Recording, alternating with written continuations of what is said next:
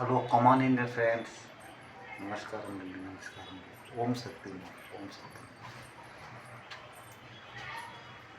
ఓం సత్యం, ఓం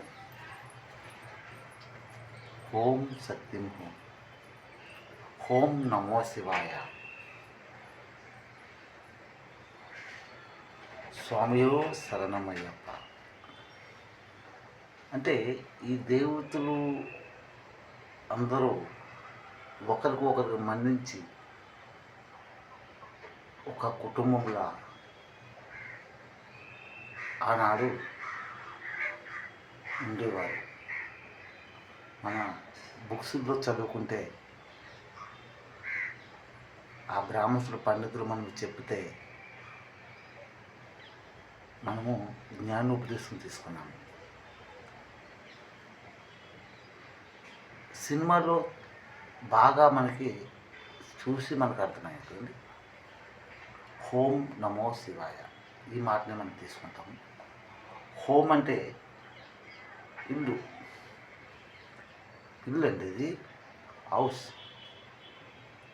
నమో శివాయ, నా అంటే నారాయణుడు, మా అంటే మరి అమ్మ, సి అంటే ఇక్కడ శివుడు. అంతా ఓం నమో శివాయ లోపలికే మనం ఇస్తున్నామండి. అంటే ఈ వాక్యాలే దేవుడి రూపంలో మనకి కనిపిస్తున్నారు. అయితే ఆ దేవతలు అందరూ ఒకరికొకరు మన్నించుకుని వెళ్తున్నారు కాబట్టి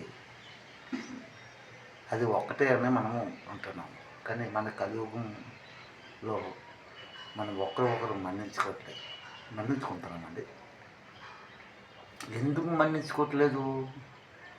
అది కూడా మనము మనసుతో మాట్లాడుతూ నడుచుకోవాలండి. ఎందుకు మన్నించుకోలేదు మనలో మనం? ఈ కలియుగంలో కోడి మాసాలు, మేక మాసాలు, పంది మాసాలు,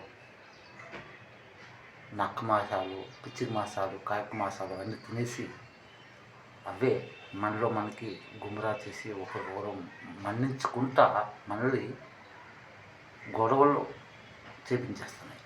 ఇది ఆ కలియుగం, ఆ పూర్వీకులకు తేడా. ఇప్పుడు ఓం సత్యయుగంలో వచ్చాం కాబట్టి మనకి పూర్తిగా జ్ఞానోపదేశం మనకు వచ్చేసింది. అందుకని మనము సత్యం మాట్లాడుతూ ముందుకెళ్ళాలి. ఈ జ్ఞానోపదేశం తీసుకున్నాము. ఆ జ్ఞానోపదేశం